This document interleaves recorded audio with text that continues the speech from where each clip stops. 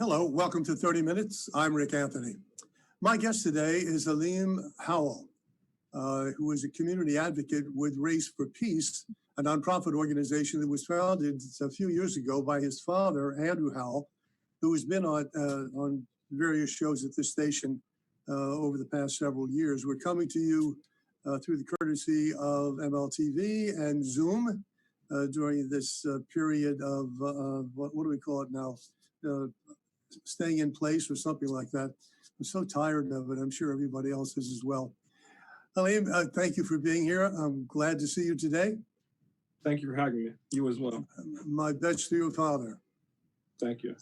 I was especially glad because of Race for Peace and the mission you have had, the organization has had all these years, because of its particular relevance today. But why don't we begin with your describing what Race for Peace is and what the mission is? Race for Peace Committee is a nonprofit organization to create less violence and have less violence in Philadelphia and the local tri-state area.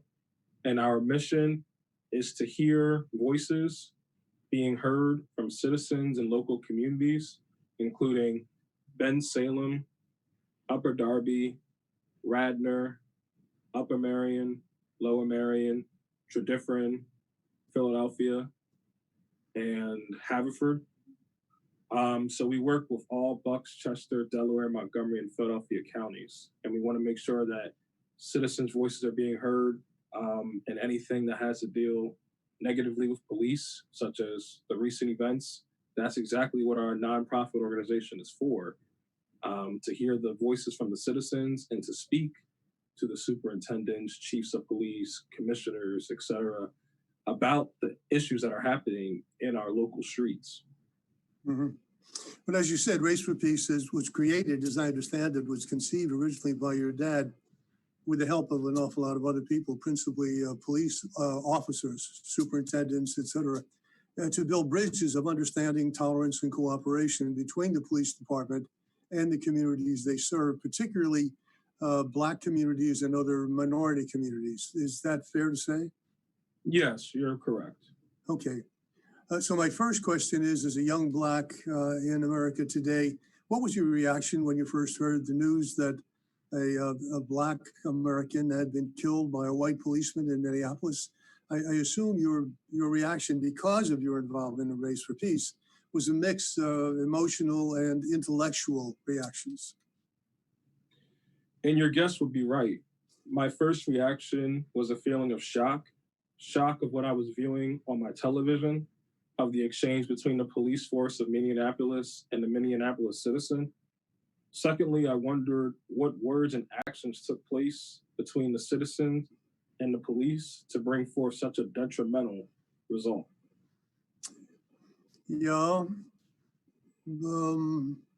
Was your reaction this time any different from your reaction to previous incidents, not as devastating as this one, but other incidents of at least allegations of excessive force by police?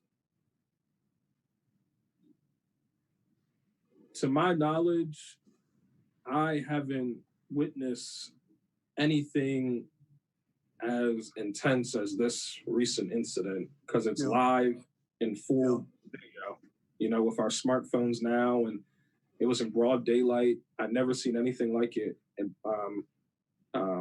my age group also. I know my father's definitely, he schooled me on this was happening back in the 60s and the early times, but now I'm witnessing it in my so yeah.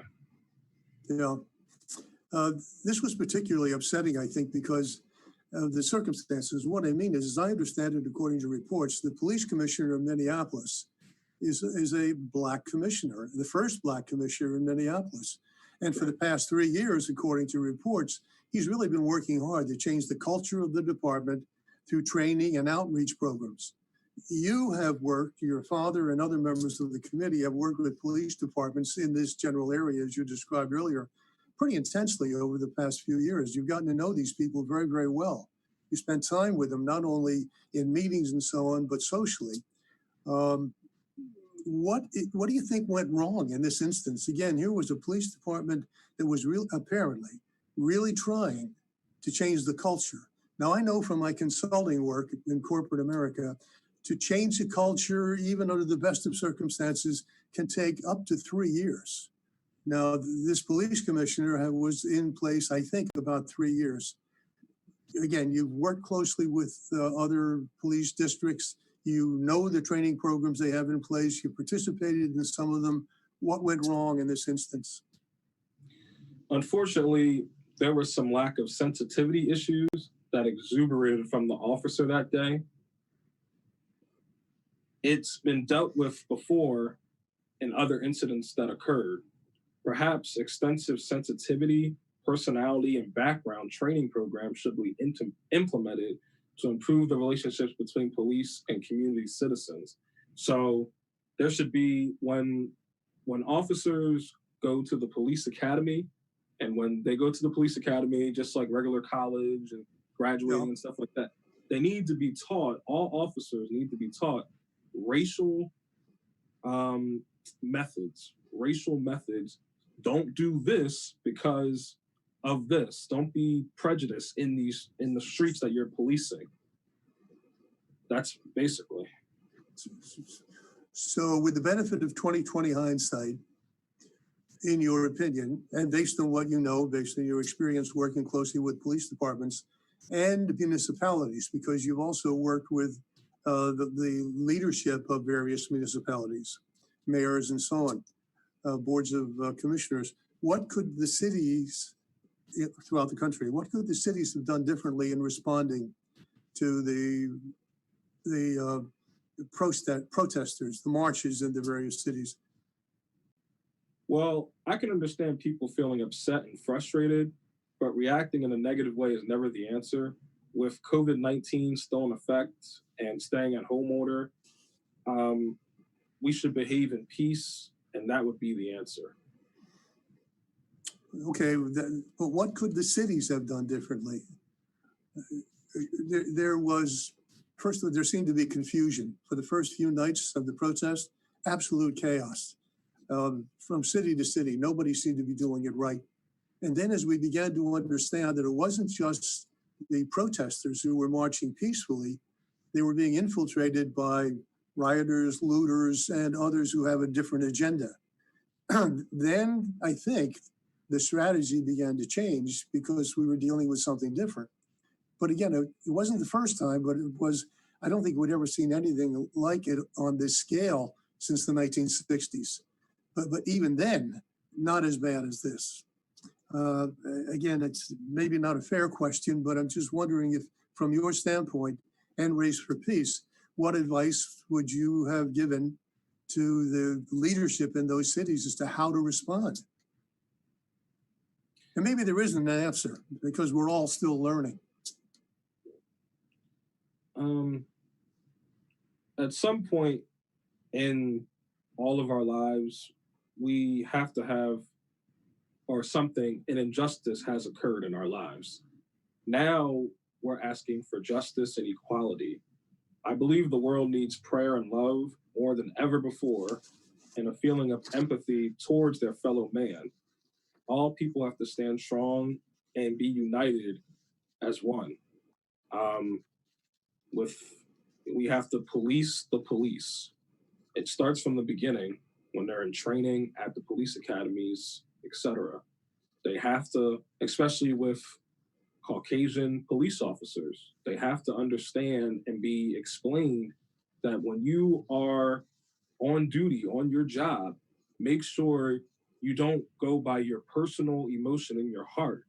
You know, sometimes it's fair to not, you may not like somebody, you know, but be professional, have professionalism. When you're doing your job, are you arresting someone? Are you giving them a ticket or something because they deserve a ticket and they did the crime, did the time, you know, or are you just doing it just because you don't like a race? That's the thing, and they want to be extra picky and just that's.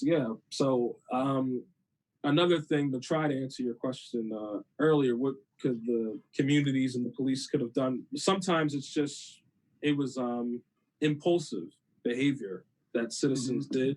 In Yes. my opinion, it was very impulsive. So you can't, people grieve and mourn in different ways. So, that I was, the way I grieved and the way I was mourning is just, I called my father. I said, and then he just calmed me down. And I was already going through mixed emotions since in the beginning of 2020 because of the Kobe Bryant passing away. I was very Yes. emotional about that. And yeah, because I'm from Lower Marion School District, graduated from Harrigan High School of Lower Marion, and so yeah, and also with the coronavirus happening, still now we're in the yellow phase now, but I thought the world was focused more on how can we cure a disease, how can we solve a disease, and that's what I was even focused on. That I called local hospitals. I spoke with the executive secretaries, but they're still in the front lines though with the nurses and doctors, and they said everything they could say. They said, well, they're trying to get medicines kind of similar to a flu shot. And I said, okay, and vaccines. And so I was focused on the coronavirus, and I thought the world was focused on the disease. And then all of a sudden, you have Ahmaud Arbery and George Floyd. It's terrible. I just said, still? Yeah. Yeah, it was a double whammy. There's no question about it. And still is, because now we're waiting to see whether or not we're going to have a resurgence of the disease as a result of the marches, because of the close proximity of the participants. With God willing, we'll see. Again, because of your work with Race for Peace, including the city of Philadelphia, so a large metropolitan area, did you see this coming? You or other members of the committee, did they see this coming, a flashpoint, the inevitability of something like this? Not the details, but did you get a sense that we were coming to this point because of other cries for justice, for peace, for cooperation, and so on? Yes. To quote my father exactly, he told me over the phone that this was long overdue. And at first, I didn't know what he meant by that, but he didn't respond after that. He said this was long overdue. So I think it was a lot of built up frustration with our African American community and everyone has their own way of injustice. Some people, it's white collar and there's blue collar. So everyone has their own experiences of what they went through in their life that had to deal with some type of unfairness or treatment. And everyone's level is different. Some things are just, so that's a small thing that could be solved, and some things are big like this. Right. So, yeah. Therefore, you saw this coming? No, we couldn't see. I didn't see this coming. I thought it was You a didn't shock. see it coming?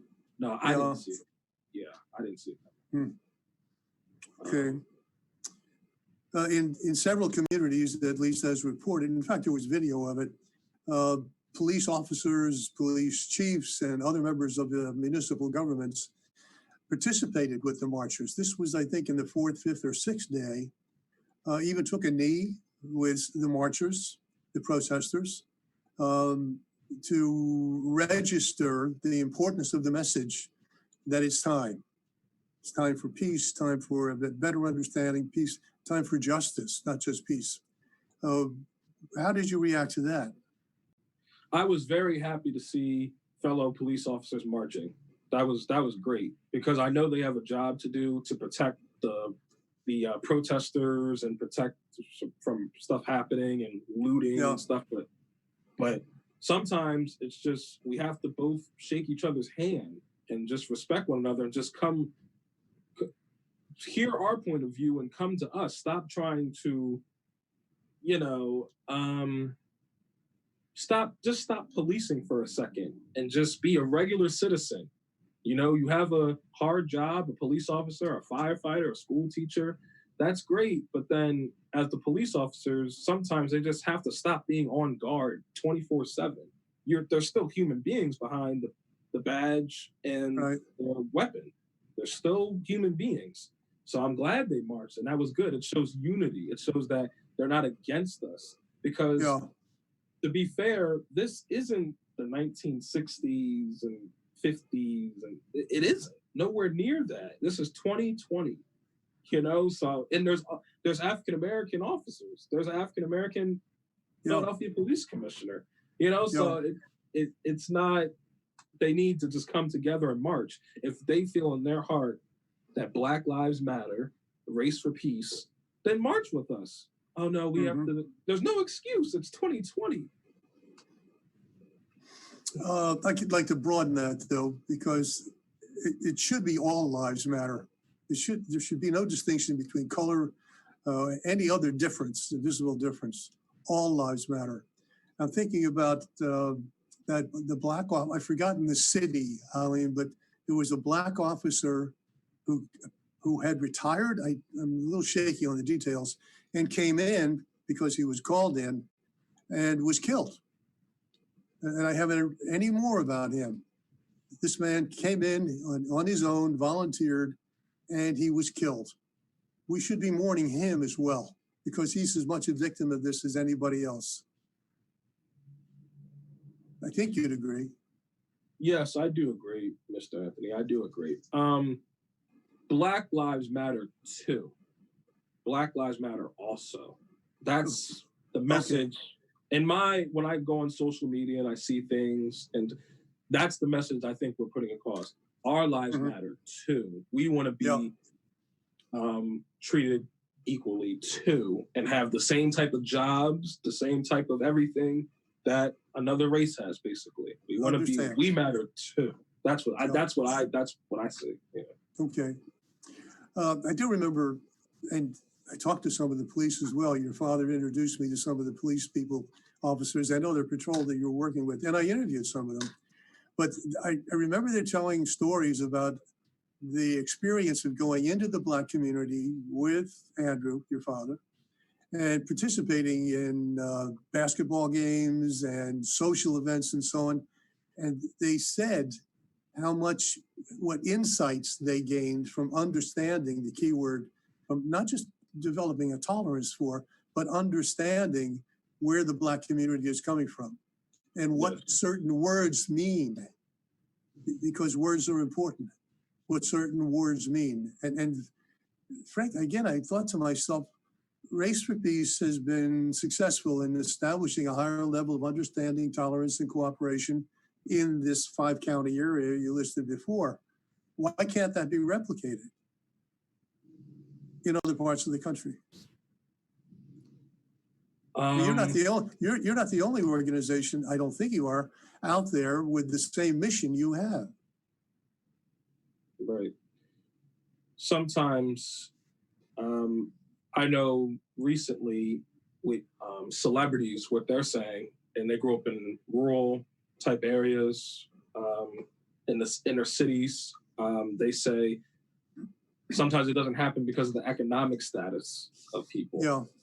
The economic status, money talks. Money does talk. So sometimes it's the money part of things. If there's more money coming into the cities and more programs into the cities, then it'll just be better. Sometimes that helps. Yes. Again, this may be a hard question to answer, but was there a different reaction in the Black community between the younger Blacks like yourself, young men and women, and older members of the community, people who lived through the 60s, people who lived and before, and have lived through how many years since Lyndon Johnson and the Civil Rights Act? How many years would that be? Anyway, it's a lot of time, several decades. Was there a different reaction? Are you aware, between older members of your community and younger members? I think it was a different reaction. I noticed that same when I talked to my father right after this incident happened. He was more Yeah. calm because he said, he's like, the country has already been through something like this, son. It's just that now with your generation, you guys have the smartphones and you guys are just getting more in tune, but that's how he explained it. And I think it was different reactions. The older generation, our senior citizens, they were more calmer. And the younger generation, we were more, a little bit more hyper because we're now experiencing it in our current lives. We thought it was over, basically. We was like, oh, we're not going to have to go through this. But we appreciate our ancestors going through what they went through. We thought, the world was our oyster now, but it's not, obviously. And we're just really shocked. That's what we are. We're shocked that this happened. We're just like, man, our generation is experiencing what our older generation experienced live with smartphones. That's a very good point. That's a very good point. Yeah. Are you optimistic? No. Are you more optimistic than you were that we can finally make progress in the name of justice for all? Yes. I think now, after this incident has happened, this tragic, terrible incident, I think now the world will come more together. I see it now through our interview and through other interviews. I see that people are starting to recognize everyone needs to be equal. Some people are deserving of certain positions and et cetera, et cetera. And I think the world is going to get better. I really think it is. Because now it seems like our community is saying, all right, now we're laying down the law. Yeah. Now we're the judge. We're saying no more.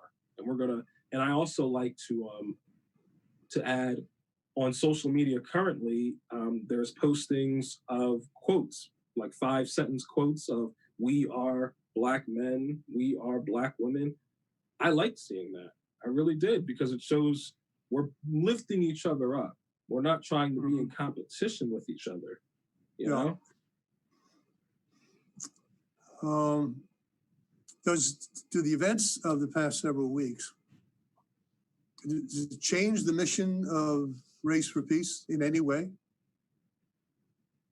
No, it doesn't change the mission. No, our mission is still the same, because now the only difference with our nonprofit organization, Race for Peace, is that we're a little bit more white collar when it comes to what we're trying to get across to the police.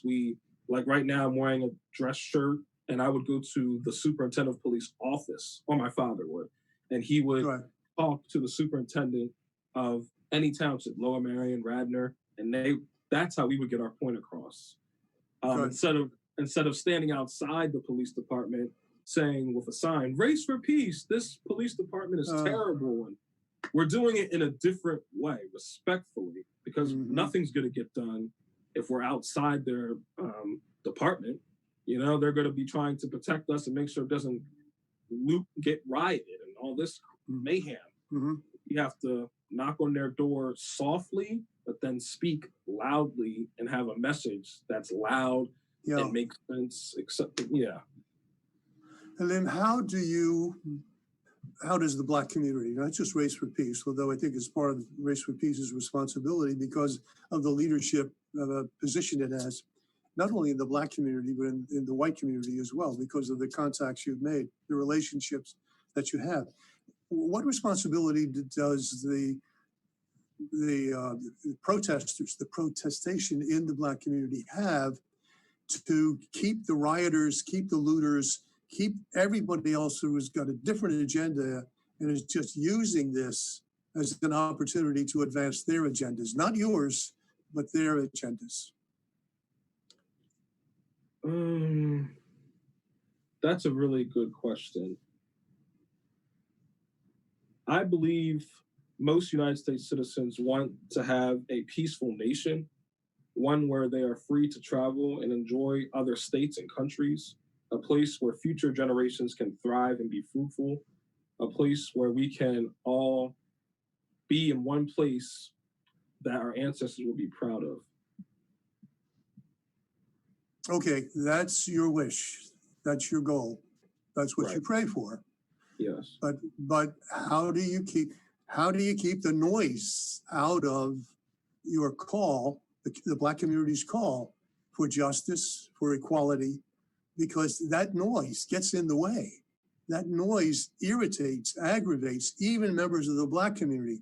How many times in the news media did you see Black community members, owners of businesses, mothers, fathers concerned about their kids not being able to go out, et cetera, et cetera? They were calling to get the noise out. Stop ruining what we're trying to do. And that's what they did for the past week or so. They got in the way of the message. And they created this terrible, terrible environment that we're all operating in now. I think you'd agree with that. Oh, if not, tell me. No, I Okay. see. Okay. It was really wrong for the looting that happened, specifically our people looting in the stores in Philadelphia, King of Prussia, Right. et cetera, Right. et cetera. Some of our people, not all, some. That was really wrong because some of these stores, especially in Philadelphia, they're African American owned, Right. Black owned businesses, and then they ruined the business, Right. the glass, and that was really wrong. In a way, I can understand why they did that, because people just grieve in different ways. People, maybe they, in the past, maybe years back or 5 years back, they went into a Black-owned business or any business and just said, man, the customer service maybe wasn't well, the customer service. So, but it was wrong to see, ruining, especially Black businesses, yes. Well, hopefully we can progress beyond this and begin to realize some of the goals and objectives that are important to all of us, not just the Black community, but to our civilization, our society, to America. Thank you very much. I appreciate your coming on. As I have in the past, I applaud what Race for Peace has been doing and trying to do. And I hope that you will, the importance of what you're doing, you and your father and the other members of the committee, will be even more productive, more fruitful than it has been in the past, because Lord knows there's an even greater need. So I wish you luck. Those who are interested in learning more about Race for Peace, what is the website? The website is raceforpeace.org, and we also have a Facebook page. Type in Race for Peace on Facebook on the search bar, or RFPC social media, and you'll find our Facebook page there. Our Facebook page is very helpful. Okay. And as a nonprofit, you're always looking for funding. So anyone who's interested in making a contribution can do so through the webpage, I assume. Yes, if they want to, and they agree with our mission and our vision and our purpose and our goals, then yes, they can. Okay. Thank you, Alim. Again, my best to your dad, Andrew. Thanks for coming on. My guest today has been Alim Howell, who is the community advocate for Race for Peace. Thank you. Until next time, take very good care of yourselves.